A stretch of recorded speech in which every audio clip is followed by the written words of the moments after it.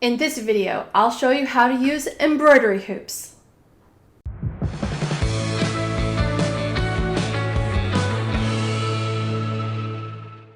Hi there, I'm Sarah with the Notorious Needle, and I want to empower you to break the rules of conventional cross-stitch so you can make whatever you want. In this video, I'm going to show you how to use 5 different kinds of embroidery hoops and some tips, tricks, and troubleshooting while you use them. If you'd like to skip ahead to your particular type of embroidery hoop, there will be timestamps down below in the description. First, always wash your hands before handling your cross-stitch fabric. It'll help keep it clean. Then prepare your fabric for stitching. You want to make sure that the edges don't fray and that you know where the center of your fabric is if you're putting in the hoop for stitching.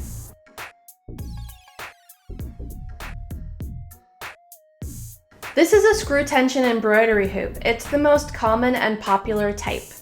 To secure your fabric in a screw tension embroidery hoop, first loosen the outer ring by unscrewing the screw. Then separate the inner ring from the outer ring. Drape the fabric over the inner ring. I like to press down so I can see where the inner ring is in relation to the fabric. The fabric should be big enough to be outside of the ring by an inch or 2. Next, place the outer ring over the inner ring and the fabric. Leave the hoop on a flat surface. This way the inner ring won't slip out from underneath the outer ring. Try not to pick up the hoop until the outer ring is all the way around the inner ring. Keeping it on a flat surface will help you line up the rings so they're even. If you pick it up, it's easy to push too hard on one side and then the outer ring pops off the other side. If you can't get the outer ring over the fabric and the hoop, go ahead and loosen the screw a little bit. Just don't loosen it so it pops out all the way. If it feels really loose, it's okay to take this apart and then tighten the screw. And try again. The tension of the fabric should already feel tight. Tighten the screw with your fingers, but not all the way. Place the hoop with the fabric top down and tug around evenly on all sides. Press down on the inner ring while you tug so that it doesn't pop out of the outer ring. Then tighten the screw all the way this time. This is a Flexi Hoop embroidery hoop. The outer ring is made of a flexible rubbery material and the inner ring is made of hard plastic. First, separate the outer ring from the inner ring. You'll need to sort of roll it out. Then, place your fabric over the inner ring. I like to press down a little bit so that I can easily see where the inner ring is in relation to my fabric and get it just where I want. Then push and stretch the flexi ring over the inner hard plastic ring with the fabric sandwiched in between. Once you get the outer ring on, the fabric will be in the flexi hoop very tight. It's important to place the fabric where you want it because once the outer hoop is on, you will not be able to tug at the edges of the fabric to move it around at all. It's in there. This is a spring tension embroidery hoop. It's made up of an inner metal ring and an outer plastic ring. First, separate the inner ring from the outer ring by squeezing on the metal handles and pulling it out. Place your fabric on the outer ring on a hard, flat surface. I like to press down on my fabric so I can have an idea of where it's placed over the ring. Next, squeeze the handles on the inner metal ring and push it into the fabric until you feel it nestling inside the groove of the outer ring. When you let go, the tension from the inner ring will hold the fabric in the outer ring. If you need to increase the tension, gently tug on the outside of the fabric while holding down on the inner ring. If you don't hold down on the inner ring, it could pop out of the outer ring. If you're not getting enough tension on your spring tension hoop, take the inner ring out and pull it a little bit. This will increase the tension when you squeeze it to put it back inside the outer ring. This is a metal vintage embroidery hoop. It's made up of an inner metal ring that's lined with cork and an outer ring with a spring on top. To secure your fabric in a metal vintage embroidery hoop, first separate the inner ring from the outer ring. Place the inner ring on a hard flat surface and then place your fabric on top. I like to press down a little bit so that I can see where the inner ring is placed under my fabric. Then gently tug at the spring of the outer ring. This will help make the inner ring a little bit bigger.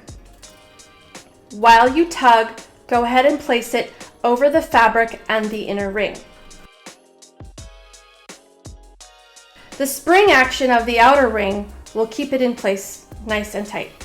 If your fabric is a little loose, flip the hoop over and gently tug at the edges of your fabric all around. Hold down on the inner ring so that it doesn't pop out of the outer ring. Now you can get to stitching. This is a Q-snap embroidery frame. It's made up of plastic pipes, usually PVC, and plastic clamps. First, you need to assemble the Q-snap in a square or rectangular shape.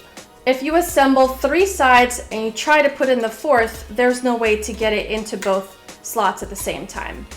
It helps to assemble 2 opposite sides together and then push the 2 pieces together. If your Q-snap came with the clamps already attached, remove them now.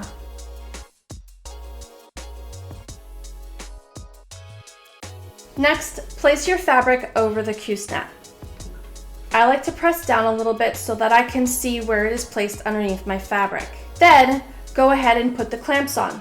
Try to put them on straight up and down like this.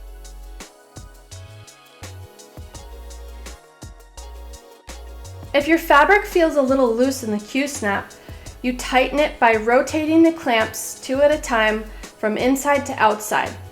Hold at opposite ends and then pull the clamps rotating from inside to outside like this. Then turn it 90 degrees and do the same thing with the remaining 2 clamps. Now your fabric is tight like a drum. That's not going anywhere. Some embroidery hoop tips. The fabric doesn't have to be exactly the same size or shape as your embroidery hoop. It's important that it's a little bit bigger, and you can always trim off the ends later, even if it's not centered. For most embroidery hoops, a right-handed stitcher will want to hold it so that the screw top is at a 10 o'clock position, so that when you stitch with your right hand, the threads do not get caught in the screw.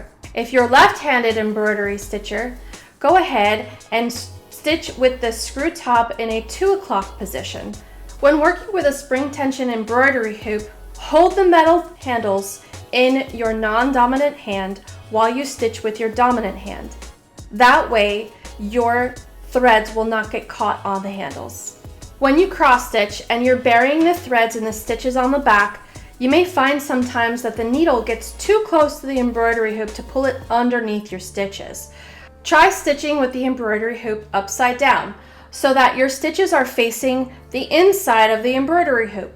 Then when you flip it over and you try to bury your floss under the stitches, you're not hitting the edge of the hoop.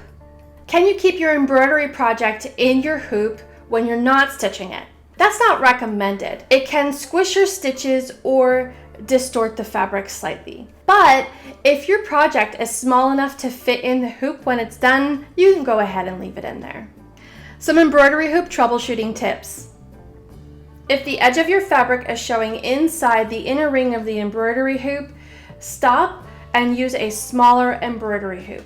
You will not be able to get enough tension this way for you to stitch. And if you're using it to frame your cross stitch, it just looks funny.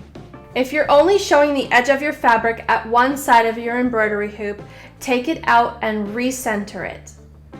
If your fabric slips or sags in the hoop, your hoop may be too loose. Try tightening it. With a screw tension embroidery hoop, you can just screw the screw a little bit tighter with your fingers, or there's often a place for a Phillips head or flathead screwdriver. Most other hoops, flip your hoop over and gently tug at the sides to pull the fabric as taut as you want. Try not to pull so tightly that you distort the fabric. You may need to repeat this tugging action here and there while you stitch. So what if you have a lot of extra fabric around your embroidery hoop? If you find that the extra fabric around your hoop gets in the way while you're stitching, you'll need to find a way to get it out of the way. An easy and inexpensive way is to use clamps. These are available at most office supply stores. Roll the fabric from back to front You don't want to damage the front of your fabric. And then place the clip over the fabric so that it fastens to the embroidery hoop. Do that on all 4 sides or at all 4 corners. That will definitely keep the fabric out of the way while you're stitching. Another option is to use a grime guard. So how do you get rid of embroidery hoop marks? Marks are the creases that appear in a piece of fabric when it's left in an embroidery hoop for almost any length of time. It can happen in minutes, hours, days, months, you name it, you may see a crease. The easiest way to get rid of these creases is to wash and iron your fabric. I show you how to do that in another tutorial. Some wooden embroidery hoops may come stained or already decorated. These are recommended only for framing because they can sometimes leave stains on your fabric while you stitch. So you would only put your fabric in a hoop like that when you're ready to finish it and frame it. Want to finish your project in an embroidery hoop? Check out my playlist here for crazy easy ways to finish your cross-stitch project in an embroidery hoop. Check out this video if you want to learn more about the different types of embroidery hoops and what to use them for. Stitch on!